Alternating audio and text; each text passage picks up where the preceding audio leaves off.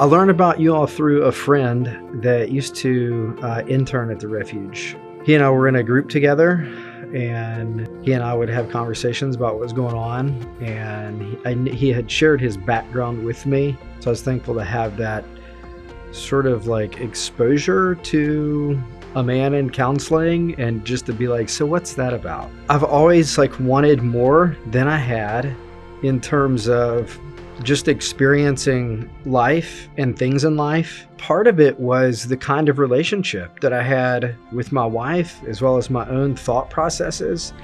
I just knew like they were immature, they were unhelpful, and yet on my own, I could not do anything about them. For me, I just got to a point, I think by the grace of God, I was able to be honest with myself to say, if I don't do something, if I don't get help, like literally I'm going to be sitting here 20 years from now and nothing is going to be different. And like, that was not okay for me. I grew up in a home where my interpretation, you can really only feel one thing, and that is like the joy of the Lord. You can only be happy.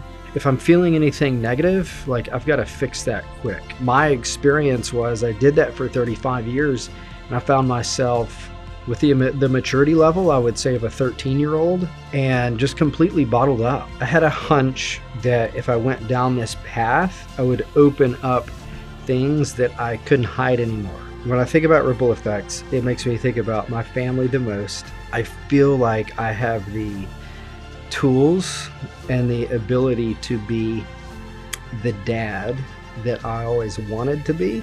I would like to think that one of the ways that I have transformed is that in being a dad, in being gentler with my children, and also present with them. When I came into counseling, I had 35 years of emotion built up, and everything was bottled up. And that's not the case anymore.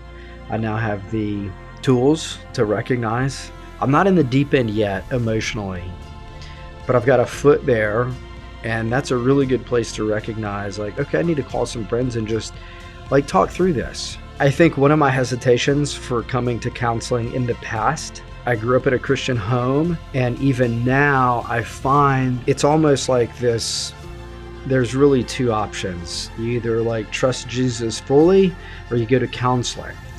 And counseling is sort of like for those that don't have the faith to like deal with it. And if you go to counseling, they're going to talk all about you, and like the glory belongs to Jesus, and therefore counseling is bad. And what I have experienced is that if I don't know what I'm feeling, I have nothing to take to the Lord. I'm pretending. I'm going to the Lord saying, here I am again. I'm happy again today. I don't have any anger. I don't have any sadness or loneliness. I've got nothing. I'm good. I think the biggest thing is emotionally, like by a long shot, to be able to identify what's going on, to be able to have learned tools and built relationships so I can reach out to people and talk with them and just be a human being with them and sharing what we experience in life, and to be able to move on from that.